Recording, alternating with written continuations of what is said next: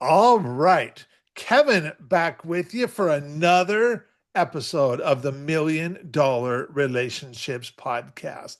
And today I'm here with JD Garrett. JD, welcome. So awesome to have you on the show today, man. Kevin, it's great to see you again. I love being in your presence and having the chance to experience all of your genius and your wisdom. So thanks for inviting me today. Oh, you are so welcome. You are so welcome. Yeah, I have really been looking forward to this. And you and I, we already got to have a conversation and get to know each other. And not only that, the way we met. I mean, I got to give a shout out to Shannon Graham because he was the one that introduced you and I.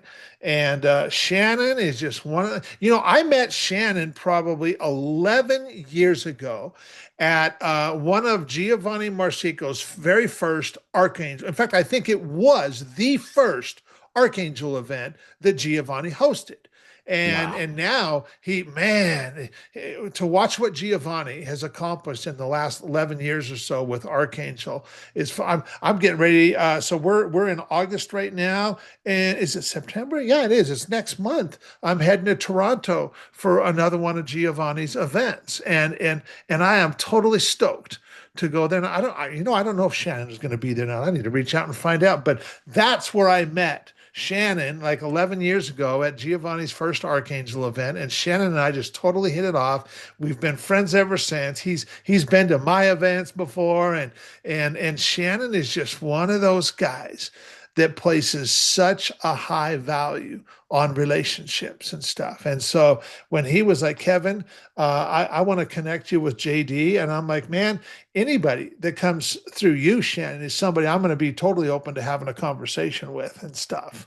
And so we had that conversation. And then I invited you here to do this podcast interview for the $1 Million Relationship Show. And I'm totally stoked to have this conversation with you today, JD. So, Amazing, anything you Kevin. want to Thank you. say about Shannon before we keep going? Yeah, I think it's really rare, at least in my travels and all of my experiences, to meet someone who has cultivated just as much emotional intelligence as they have intellect. Yeah, And yeah, Shannon is such a smart, sharp consciousness. yeah, His ability to consider thousands of different perspectives on the exact same thing without losing the heart of it, without losing the emotionality and the desire to connect with the person first before going into sort of more ethereal or ephemeral ideologies or methodologies. He comes from the heart first. And that's really one of Shannon's, I would call it superpowers. I mean, he's got so totally. many that it's a challenge just to attempt to pick one of them. But I actually think that that blend or that harmony that he creates between his ability to consciously think through a myriad of different things while continuing to feel into them too at the same time and have Yeah, that resonance is just so rare. yeah, And so yeah, when I got around him and had the chance to meet and spend time with him, we dropped in like within 10 minutes and we were going off on all these different tangents and topics and all the rest of that. And we both kind of gave each other this look like, I think we're going to be friends for a really long time. And from that moment forward, we talk all the time. We play chess together on an app so that we're constantly playing and messing around with these different landscapes. It's a lot of fun. that's awesome. That's Yeah. awesome. Yeah, and what a testament right there to the power of right relationships, which of course is what this podcast is all about. So And true. so we're going to get to dig in deeper to some of this stuff. And I want to start though. I want to turn over to you so that we can set some context here and let the listeners know a little bit more about like who you are, JD, and what you're all about. So I want you to be able to talk about, of course, what you do and who you serve and what inspires you most about the work you get to do and the impact you're making in the world, but also give us the backstory of how did you get here because that's you got an incredible backstory, and that's how we really connect with each other is just through sharing our stories and experiences. And I want you to make sure we give you the opportunity to share yours, JD. Thank you. Thank you very much for that. Sometimes when I get a chance to have conversations with people, it feels more like we're trying to drop into a 30-second elevator pitch, like the traditional kind of conventional way of having conversations and meeting people in like a networking environment and things like that. And we don't always get a chance to share our story. So having that space feels really, really good to me. So thank you. Yeah. My background is in people. My background is in consciousness, psychology, sociology. It's in connecting with people around what allows them to become successful in the many different ways that they want to become successful in life. And so whether that's studying, you know, Milton Erickson or Eric Erickson or Sigmund Freud or Carl Jung, any of those theorists, my formal background is in actually studying the blend between sociology and psychology. So Okay. how does the way we're raised, whether that's culture, society, religion, class, creed, location, like if I grew up in the South versus growing up in the Northeast, Yeah. how do all of those things affect the individual? And then how does that individual then affect their environment? And so that's where I originally was fascinated by, even from a very young age. And so, much like some individuals and some people that are born into a harder life, I was born into trauma. And so, Okay. from a very, very young age, I experienced a great deal of challenging experiences in what we would identify as our formative years. Mhm. And so Mhm. I'm calling it 0 to 7 years old, 0 to 11 years old. That bracket of time was really Okay. tough for me. Series of experiences with my family and I don't want to go down into the deep ends of that, but let's just say um, physical abuse, emotional abuse, and the worst of the other kind of abuse, all before the age of 10. Okay. And Mhm. so what that meant was that I started to have what are called suppressed memories that showed up around 11 years old, 11 and a half years Okay. old in the form of what Okay. we call night terrors. And so it's a Wow. night terror for anybody that hasn't experienced one is kind of like the worst nightmare you can possibly imagine times 10 to the 100th power. And yet it's almost all symbolism. It's not like you actually recollect a specific memory of anything in particular. And Mhm. so when I sort of got to that age, I started to have a lot of maladaptive behaviors that started to show up, and I started to experience, bouts of depression and panic attacks and a bunch of things that are kind of rough for any child to go through. And so what I wanted to do and needed to do was figure out how to heal it, how to resolve that, how to grow from it. And so because my mother and father were not wealthy, we weren't abundant at that moment in time, my mom did the best thing she could do. And that is she took me to the library Mhm. and said, "Well, what we can do is we can educate ourselves." And so we checked out books on every topic you could possibly imagine around psychology, the mind, nightmares, dreams, dream interpretation, all of the above.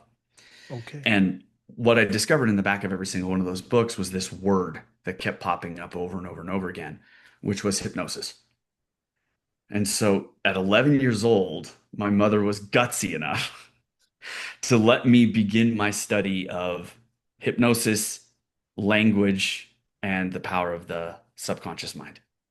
Mhm. And so I became obsessed with how does the mind work? How does the mind operate? Why do people react differently to these types of to the same types of situations? So it's like two people can go through the same type of experience and have a completely different effect on the two Mhm. of them. One of them Mhm. becomes the best version of themselves, and the other one falls into, kind of a downward negative spiral and ends up in a really bad way. And why does that occur? And so I became really connected to that for all of my life and have not stopped studying it since. Okay. And Okay. yeah. And so Wow. yeah, and what it did is as I got older, I became more connected to sort of business. Hmm. And the reason for that is because my father was a really was an executive. He Okay. was an engineer and he worked for really big organizations and really big corporations in San Diego. Um, and largely wasn't able to be as present for me in his life as I would assume that he wanted to be.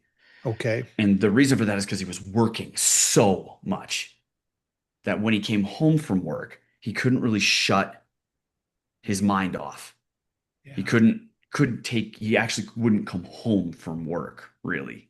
He'd Mhm. bring those projects home. So any stress that he was experiencing there, he'd end up at home and you could Sure. see him trying to work out the solution Yeah. kind of in his head. And so even when he was home, he wasn't really able to be as present as I'm sure he Yeah. would have wanted to be.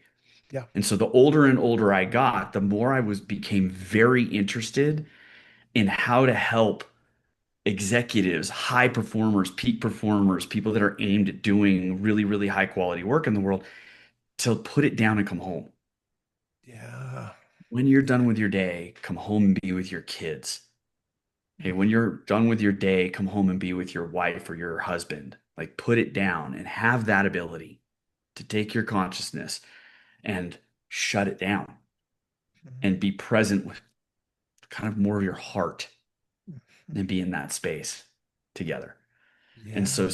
since my desire to uncover all of that and to figure out what will allow someone to still operate at that level, that high a level, and still operate in as high a level with their kids and their family and their extracurricular activities and taking care of themselves, and whether that's exercise or sleep or good food, or I wanted to understand all of it.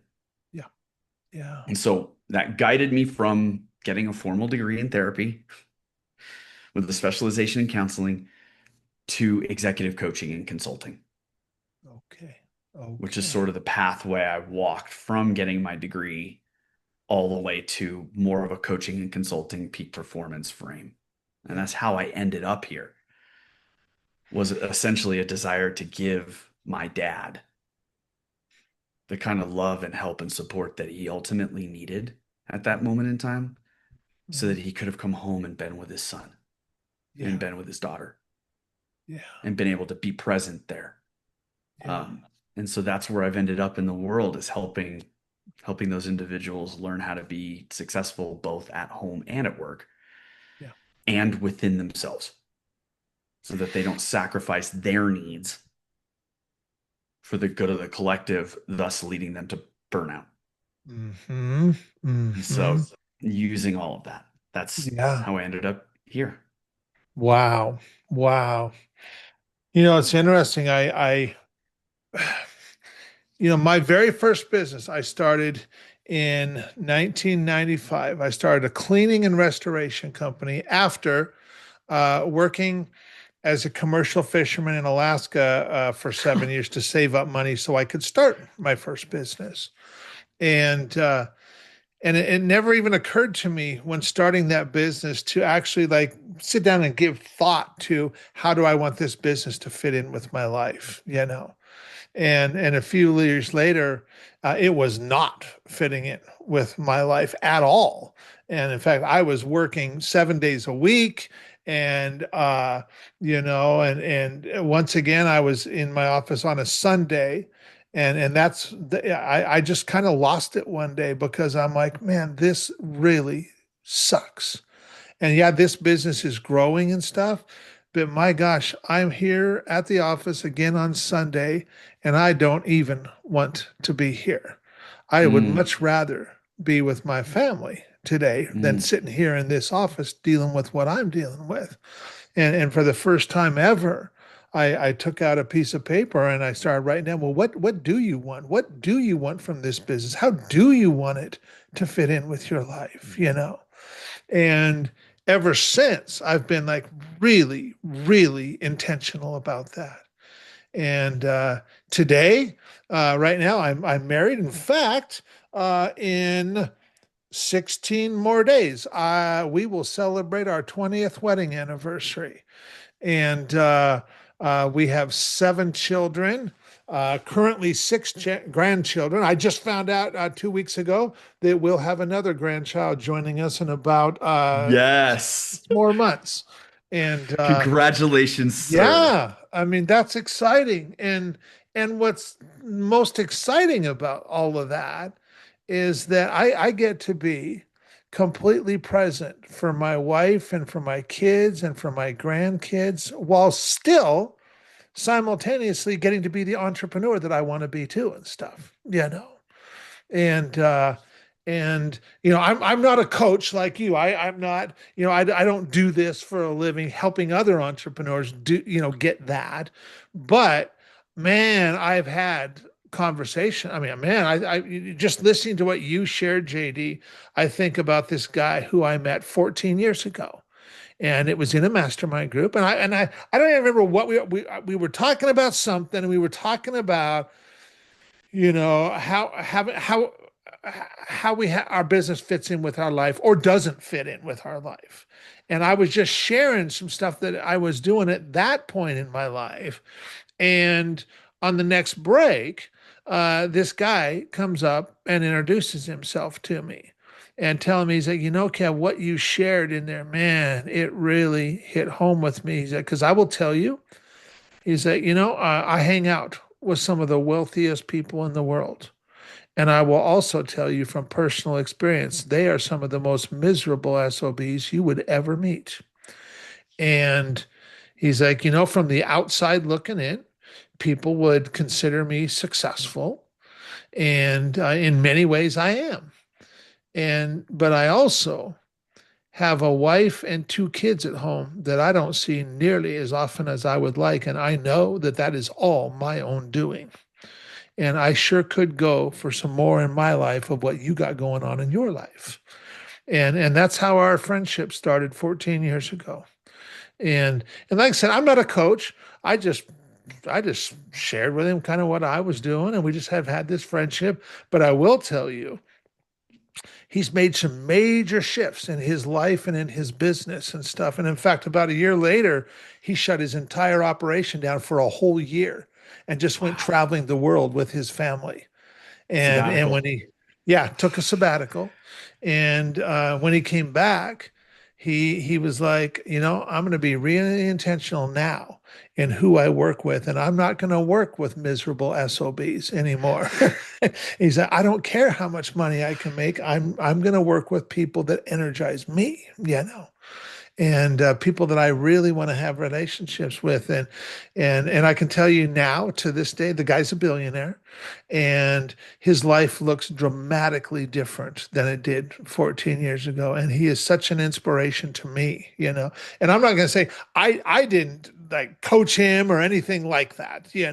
I've just been friends with him, and he just kind of maybe figured it out on his own and decided for him what he wanted, and just took the steps necessary. But I can tell you that what you talked about, man, that's such a very real thing that, and then the more successful an entrepreneur gets, the smaller their circle of friends become, the people that they can truly trust and confide in. And and yet they're the ones that have the power to make such an impact in this world, and yet at the same time they could be having far more fulfilling and rewarding lives if they went to. I just think a lot of them think that it's not possible. And but yet it is. We know it totally is. 100%. And that's the interesting thing, is that from the outside perspective, when I started working with these men and women, a lot of people were trying to convince me that they were somebody they're not. Yeah, And yeah, the more I dug in and got to know them and asked them a lot of really deep questions, the more I discovered that really they have a savior complex. It's actually not that they're selfish. Everybody thinks they're selfish by looking at them from the outside. They're hoarders, they're hoarding all this money, they're so greedy. And it's like that's not the truth at all in my experience of them. They actually have a desire to save everyone and to be the protector and to be the hero and to give everybody a job and to give people a place to get, like that's their desire, their deep desire. And they just don't realize that in sacrificing so much of themselves and what they needed on the path to that position, that they don't realize all that they're having to sacrifice from their own heart. yeah, yeah. And so a lot of them end up very disconnected from their hearts, Mhm. not from their mission. They have a mission, they've got a purpose, they've got a desire. It's just not including themselves. Yeah, And so they end up getting lost, quite overwhelmed in the story of hmm all of it. And hmm it's like, well, I've sacrificed 15 years for this. I can't let this go now. And they've got all that buy-in. yeah. I think it's called the sunken cost fallacy. And so they're like, well, I've already pushed so much of my life into this bucket. I can't just walk away from it now. I've got And to see and this through. and Yeah. they actually don't understand. that they're creating kind of an absolutist mentality of I'm either all the way in like this being miserable Mhm. or I'm letting everyone down. It's like Yeah. there's no space in between for any other thought process. It's either I'm all in or I'm all out. Yeah. And so a lot of the work I get to do is introducing them to all of the different shades of color that exist between the life they've been living and what they think is the opposite of it. Wow. And so it's just introduced by just asking really great questions Yeah. Yeah. and introducing them to ideas they hadn't considered because most people aren't trained in what we call in my field an integral theory. Okay. And so it's an integral theory is essentially a theory that within it contains all other theories. Okay. And Okay. so giving somebody the complete comprehensive lay of the land allows them to see opportunity and to see choice and to see places they can be flexible and make new decisions in ways they hadn't considered before. Yeah. And I'm sure you've had this experience, I mean, obviously many times. You enter into a conversation with somebody and they just ask a question in just such a way, or they share kind of a memory from their life or an anecdote from their life or something in just such a way that it lands. Yeah. You may have heard it a bunch of different ways in the past, but that person in that conversation sharing it with you in that way just opens up for Mhm. you a lot of Mhm. choice. Yeah. Okay. And Yeah. that is so important because an AI can't do that the Yeah. same way a dear friend, a person that you connect with can, because you can Mhm. feel them. Yeah. And I Yeah. think there's a lot in that, that felt Yeah. sense. That is really powerful right there. Well, okay. So now that we've got some context set, and like I said, man, that was really, really powerful, JD. Um, Thank you. I'm gonna veer a little to the right here. Veer me.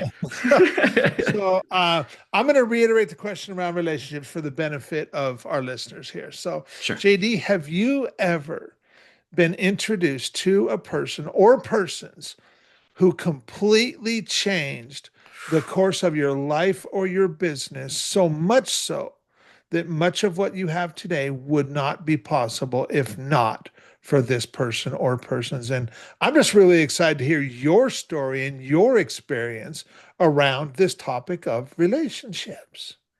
Yeah, it's huge. Um, First off, it's what a fantastic question. Yeah. The answer is the only reason I can say I'm in a healthy place in my life and successful place in my life is because God, my personal belief, God saw fit to bring beautiful souls into my life in some of the most impactful moments when I needed them. So I'm quite blessed that over the course of about 2.5 or 3 years, I just got introduced to the most wonderful humans that I didn't even realize I needed in my life that Mhm. became my tribe. Okay. Okay. People that to this day challenge me as much as they inspire me, Yeah. which is a Yeah. really interesting dance to be able to inspire somebody while challenging them to step into their fullest expression of themselves. That harmony, that flow, that's not so easy. And Sure. I ended up surrounded by them. But there have been re- three really, really, three really, really important people. Okay. A gentleman named Alexander Orlandis is still to this day my mentor, and I Okay. met him in 2010 when I was a cocky, arrogant, um, like just this kind of obnoxious, over the top energy, where I would just walk into a room and want to dominate the space and just walk up and start conversations and all the rest of this. And he very quickly recognized an opportunity to humble me Mhm. because of Mhm. how intelligent and how refined and how sophisticated and how mature he is as a Okay. human being. And the lessons he's given me, the wisdom he shared with me, the skills he's offered me to this day, he still offers it to me weekly, have been the most impactful of my life. And I can say that if I hadn't met him and learned from him and followed him, I would have ended up on a very different path than the one I'm on now, Yeah. um, Yeah. including the type of work I do, which he's very much responsible for helping ask me the right questions at the right moments in time to Mhm. let me steer myself, which to me is a different level of mastery. It's one Yeah. thing to tell somebody what to do, it's another thing to ask them great questions in such a way that they actually discover their own truth from someplace deeper within themselves. Yeah. And he Yeah. is a master at that. That's So awesome. he's probably the Okay. biggest effect or impact on my life. Okay. Very Yeah. good. The Awesome. second is a woman named Kristen Fury. Okay. She is my adopted niece. So Oh, she's my sister's adopted daughter, and the family adopted her when she was 14. okay. So she wasn't adopted young. And there's a running joke in my family that my sister adopted her for me. Not for Huh? her, not for her Uh-huh. family, Uh-huh. that she actually ended up adopting Kristen for me. Because the minute Kristen and I met each other, it was like we just understood each other. Yeah. And Yeah. so because we communicated in a similar way and we approach life a similar way, ever since she was 14 years old, I've been the uncle that has shown up for her in deep and meaningful ways. And she has given me chances to parent before I was a parent Mm-hmm. Mm-hmm. because I got a chance to act as the kind of big brother almost Sure. Yeah. and step in and help guide her, even in moments when there was conflict in the whole family. It's like Yeah. she would let me, for some strange reason, guide her. Wow. And Wow. in that, she gave me a chance to step into and be an example. Mm-hmm. Mm-hmm. And about, I'd say 5 or 6 years ago, when I started kind of a new company, I looked at her and said, "Hey, come work for me." And she went, "I'm in." And she started off as my executive assistant and helping support me with all these little things in my life. But then as time grew, she just became so ingrained in everything that occurred inside of my reality that I realized when I woke up one day, I went, I actually can't function without her. I was like, I don't think I would know where anything is without her support because she helped create all the organizational systems and all Mm-hmm. of the frameworks for it. And when something pops up, she's just there every time. Wow. Wow. Wow. Very cool. How old is Kristen now, JD?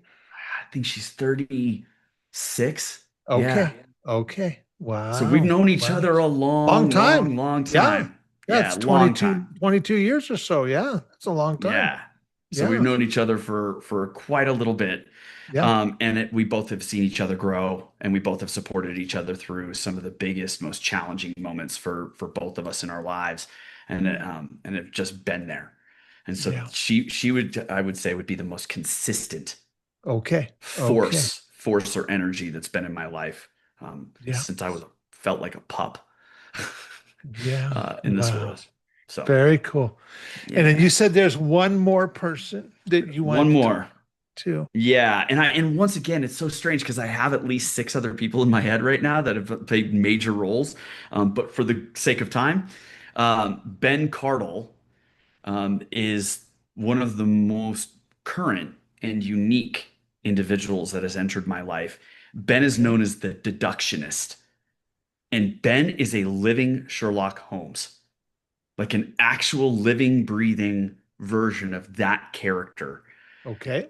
One of the fiercest, sharpest minds I've ever met. He, is entered into the World Memory Championships this coming year. He is the one of the most prolific critical thinkers I've ever met. Wow. Has done things that would blow your mind.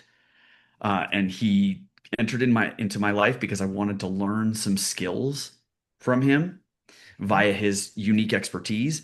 And then it started a long connection, and we became colleagues, and now we create programs together, and we design these entire massive models for our clients. We've worked in person with huge groups, all the way to like one-on-ones with specific individual clients that wanted to have a type of skill set given to them that they hadn't had before. He is a dynamo.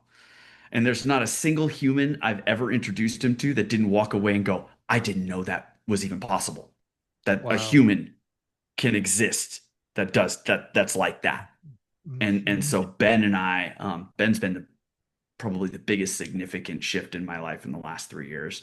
Wow. And we've That's, created a massive business together, and he's an yeah. incredible human. Wow. Wow. It's so I just love giving people like you the opportunity to just honor some folks who have had such a profound impact on your life and on your business and stuff.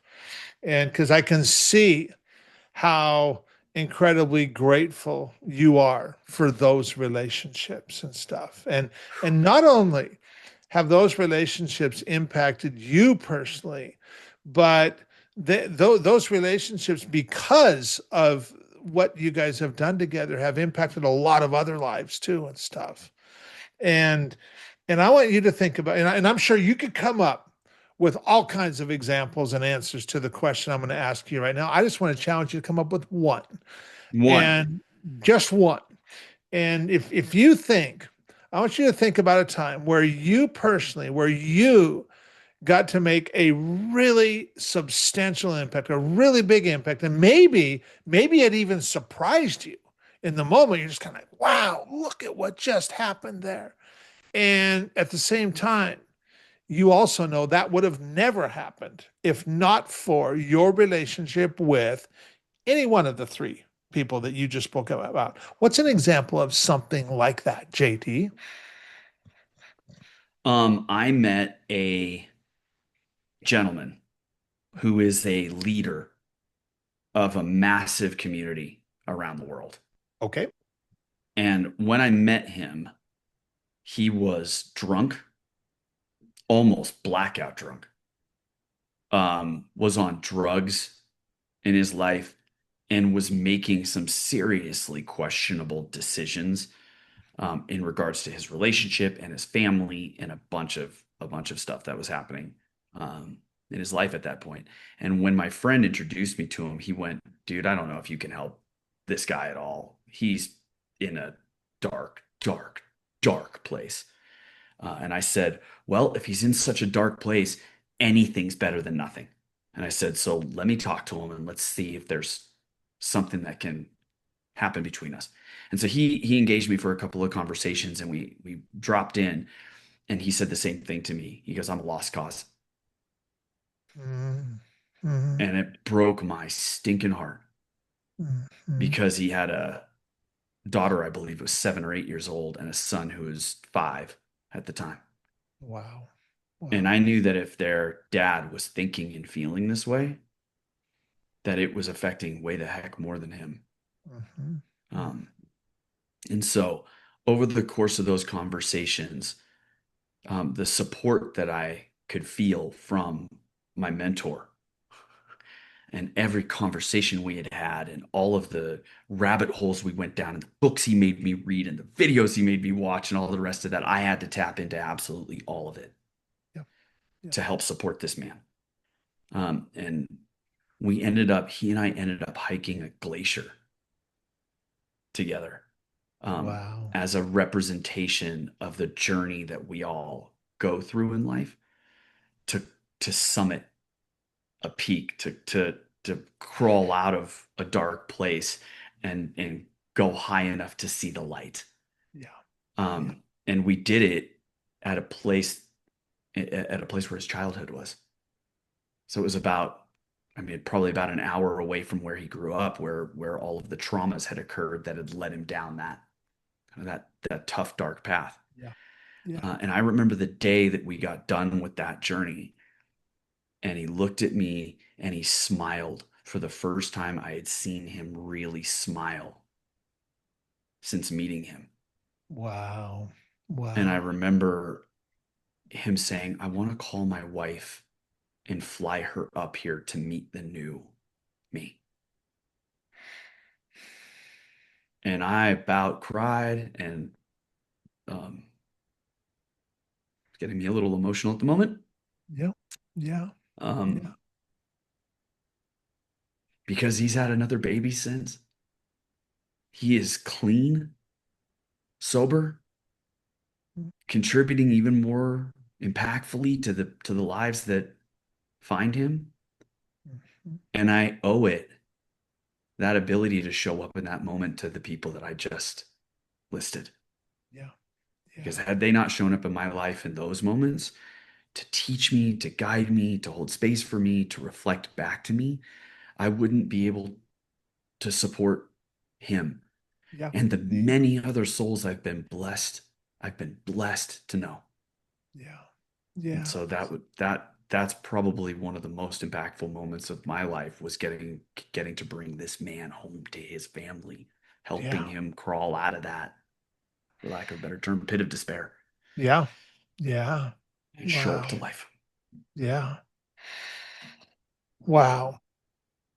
You know, not only did I mean you impacted his life, his spouse's life, his kids' life, the team that he employs at his company, the clients that he serves through his company.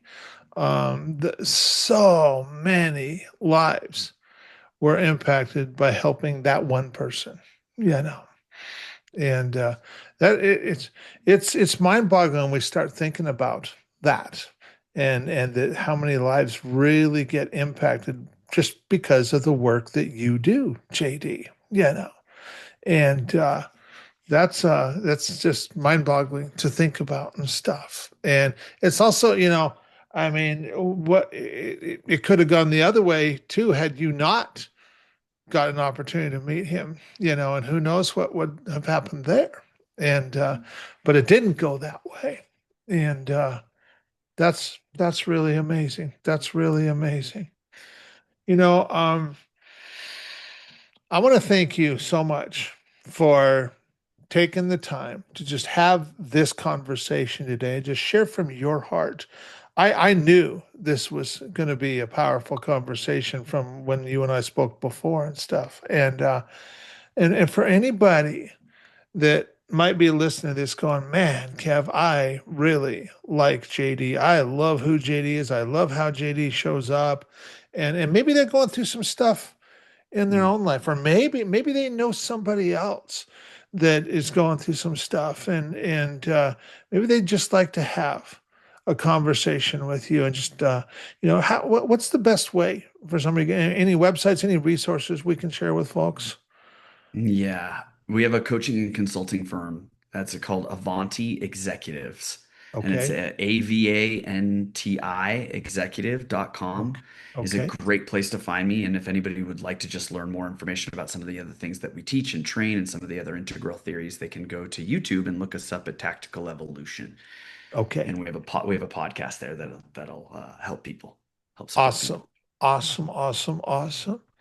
Well, I really want to thank you for just taking the time to have this conversation, to share from your heart. And I'm really excited to get this out there and share it with folks. JD, any last thing you feel led to share before we call it a wrap? Yeah, just thank you, Yeah. Kevin, choosing to show up and be an example in the world and give people a stage and a platform to connect and to recall with gratitude the people that have shown up for them in their lives. It's so special. It's so special. And being able to be that invitation to Yeah. not just create the space, but be an invitation for people to remember how important and impactful other people have been in their lives Yeah. from that place of such big heart Yeah. is such a gift. And so Yeah. thank you for helping your friend 14 years ago when you said, I'm not a coach, I'm not a, no, but you're doing the most courageous and powerful thing anyone can do. And that's what Gandhi said, which is be the change. Yeah. Be the change you want to see in the world. And you were. And being and living that way was an example for him.